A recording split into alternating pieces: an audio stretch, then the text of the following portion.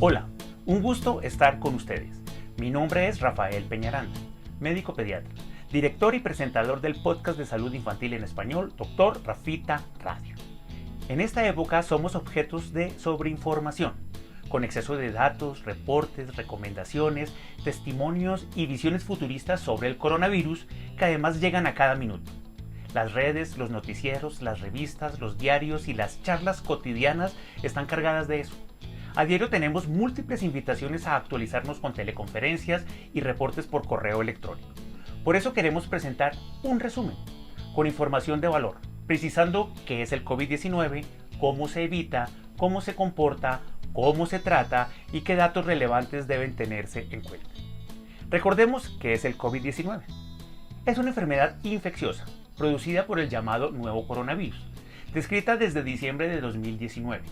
Su rápida expansión define un comportamiento epidemiológico que se denomina pandemia, porque se ha esparcido por el mundo.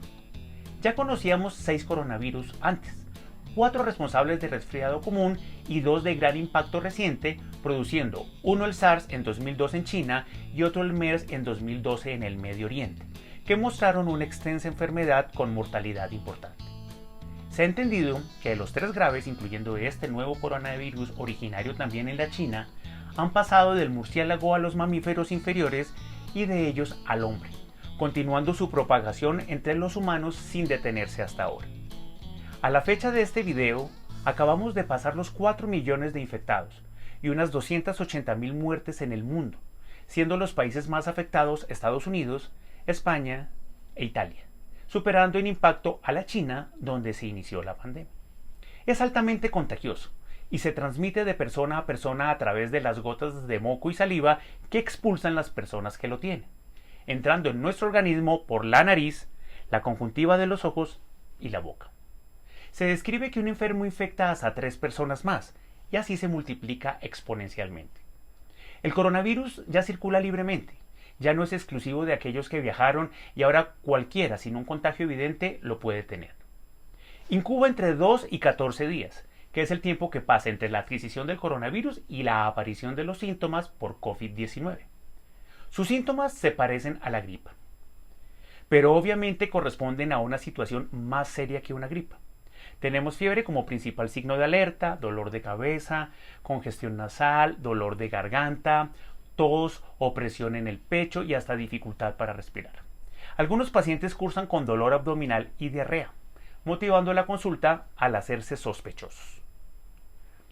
Muchos niños presentan la enfermedad con mínimas molestias y otros portan el virus sin ningún síntoma, sin darse cuenta. Hay explicaciones científicas para esto, desde la baja afinidad por sus células respiratorias dada la madurez biológica de su edad, hasta por la inmunidad innata de los pequeños. Lo cierto es que sí lo transmiten, y con potencia, siendo de altísimo riesgo para contagiar a los demás en casa, el colegio y las zonas comunes. La población más vulnerable son los mayores de 60 años de edad, y las personas que presentan COVID-19 con enfermedades de base, condiciones que los hacen complicarse fácilmente, convirtiéndose en los pacientes graves de la pandemia. Al tener, por ejemplo, diabetes, hipertensión arterial, obesidad, enfermedades pulmonares crónicas, alteraciones cardíacas, problemas renales, enfermedades inmunológicas como la artritis o el lupus, y a los que tienen cáncer o incluso VIH. Las últimas actualizaciones reportan que toma unos 28 días superar la enfermedad, curarse por completo. A la mayoría de los infectados les va bien, con síntomas tolerables y resolviendo en casa, con un bajo porcentaje de hospitalización que llega al 20%, de los cuales solo un 5% va a la unidad de cuidado intensivo y de manera global la mortalidad ha llegado al 4%. Hasta el momento y con escasas sospechas, por casos sin reporte científico oficial, no se ha demostrado la reinfección, o sea, que personas que hayan tenido COVID-19 lo vuelvan a tener. Miremos cómo evitamos entonces el COVID-19. La premisa principal es evitar que entre en nuestro cuerpo por la nariz, los ojos o la boca. El coronavirus nos infecta de manera directa, viajando en las gotas que expulsan con la tos y el estornudo las personas que lo tienen, y de manera indirecta o cruzada cuando tomamos del ambiente, habitualmente de las superficies que tocamos con las manos, lo contaminado, Lo llevamos a nuestros ojos, nuestra nariz, nuestra boca, además de transmitirlo al ensuciar todo lo que seguimos tocando y que otras personas siguen usando. El coronavirus puede estar activo e infectante hasta por 4 días en algunas superficies, peligrosamente listo para contaminarnos y enfermarnos. Consideren entonces que todo lo que tocan está contaminado y cuídense de tocar después la cara. Comprendiendo esto, es fácil entender cómo se bloquea su contagio. Las estrategias se deben aplicar simultáneamente y son las siguientes. La primera es el distanciamiento humano, representado como el aislamiento social preventivo, definiendo las cuarentenas que la mayoría de los países han adoptado, permaneciendo sin contacto con otras personas, evitando la interacción física, no dar la mano, no dar abrazos o saludar de beso. Cuando quedarse en casa no es posible, desescalonándose el confinamiento por el trabajo, la educación, el comercio, las necesidades de abastecimiento o las diligencias formales, se recomienda una distancia de 2 metros con las otras personas. Esto porque el coronavirus, por su tamaño y peso, vuela hasta 1.8 metros de distancia antes de caer al suelo, cuando los infectados lo lanzan. Entonces, manteniendo 2 metros de separación, no debería alcanzar la altura de nuestra cabeza y tampoco nuestra ropa en su caída. La segunda medida es el estricto lavado de manos, que debe ser frecuente, luego de tocar superficies y antes de tocarnos ojos, nariz o boca. El agua y el jabón son las principales herramientas. El coronavirus se llama así porque su estructura externa parece una corona y está básicamente hecha de grasa, por eso el jabón lo destruye, desbaratando fácilmente los lípidos de su cubierta y rompiéndolo. También higienizarse con gel antibacterial funciona bien y se debe hacer constantemente y tan esmeradamente como si fuera el jabón.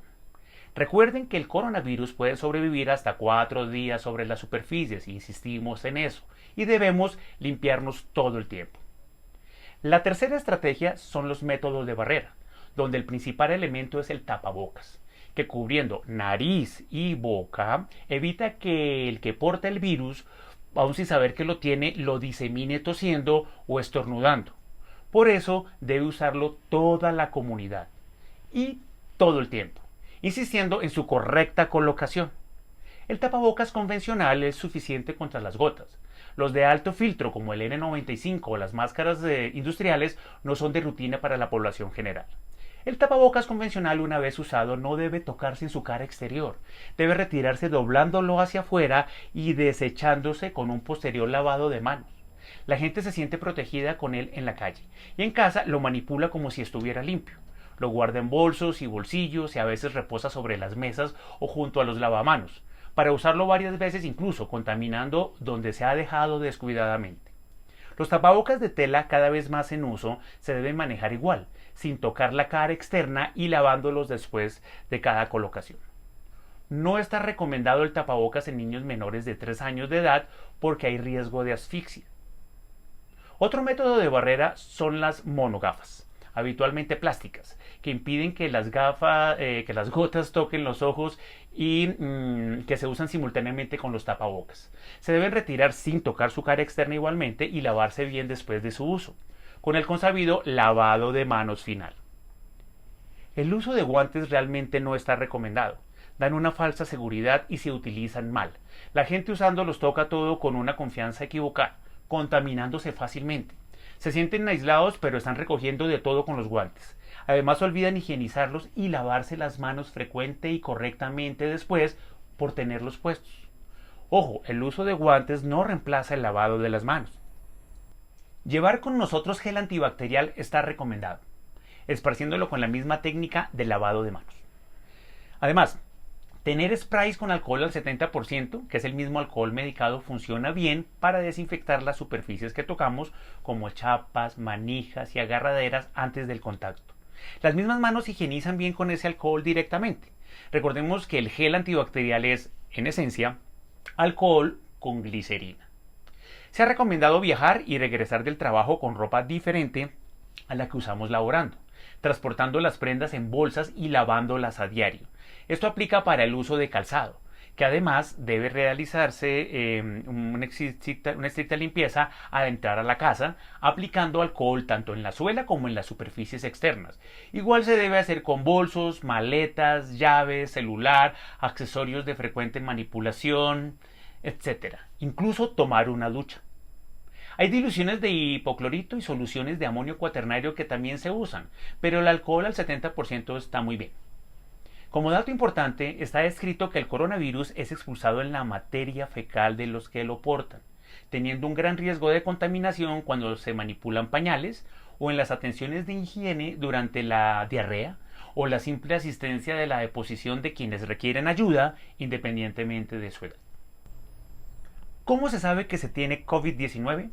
La principal sospecha surge de los síntomas: la fiebre, el malestar, los síntomas respiratorios y recientemente la diarrea.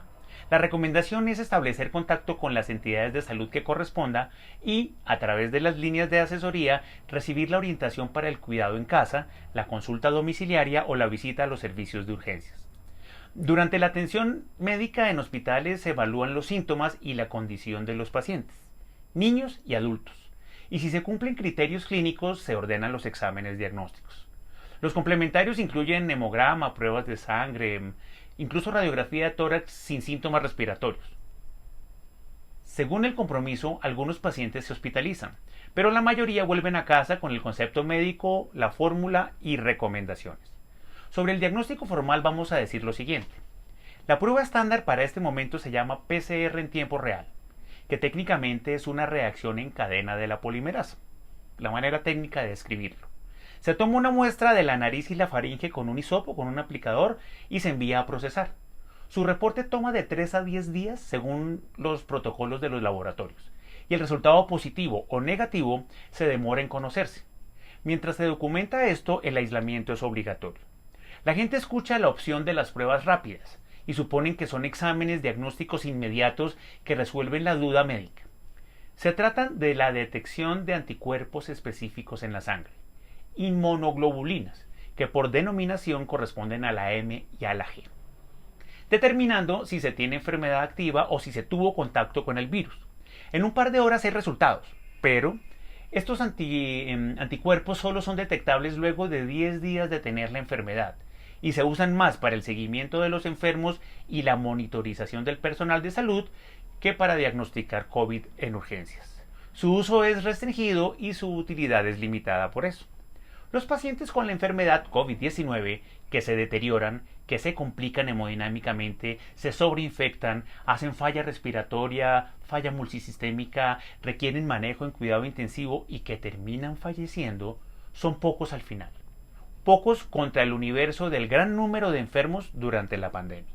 Como decíamos, una gran cantidad de contagiados ni síntomas hacen, pero los que expresan la enfermedad tienen una primera semana con malestar tolerable. Fiebre, dolor de cabeza, dolor de garganta y algo de tos es lo común. Si progresa, la segunda semana es la que trae el cambio determinante en los que se complican.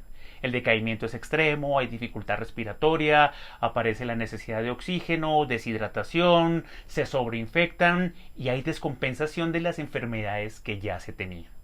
Aquí el manejo hospitalario es obligatorio. Muchos comienzan a superar el COVID-19 en esta dura fase, pero hay otros que continúan enfermos y durante la tercera semana hacen la catástrofe, son insostenibles médicamente y mueren. ¿Cómo se trata el COVID-19? La infección por coronavirus no tiene un tratamiento específico, hasta ahora por lo menos. Es decir, no hay medicamentos que eliminen el virus del organismo y curen al paciente de manera directa. Los manejos están enfocados en los síntomas y en mantener la estabilidad vital mientras la enfermedad cumple su ciclo y termina.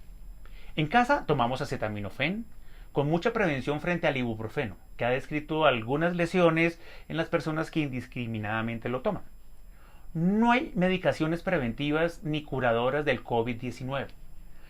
Los fármacos que la gente escucha y lee con frecuencia, como puede ser la cloroquina, la hidroxicloroquina, el ritonavir, el litonavir, el remdesivir, la acitromicina y hasta la ivermectina son de consideración y prescripción exclusiva por el personal médico. Esto pues obviamente en la escena clínica con los enfermos, que según sus necesidades particulares requerirán estas terapias o no. No se deben consumir libremente con la ilusión de que se evita la infección o que se cura la infección en casa sin necesidad de los médicos. Ni qué decir de las creencias populares y del pensamiento mágico colectivo en las redes sociales proponiendo tomar agua caliente a sorbos todo el día, hacer gárgaras con bicarbonato, comer limón en exceso y usar hierbas milagrosas contra el coronavirus. Recomendaciones irresponsables que rayan incluso en lo peligroso. Ante la duda, consultar es la recomendación universal. Para mejorar las defensas en niños y adultos, la buena alimentación es la clave. Mantenerse hidratado, tener buenos hábitos de sueño y buscar el mejor estado anímico es fundamental. El uso de suplementos vitamínicos en general o el consumo intenso de vitamina C no funciona ni como vacuna ni como tratamiento.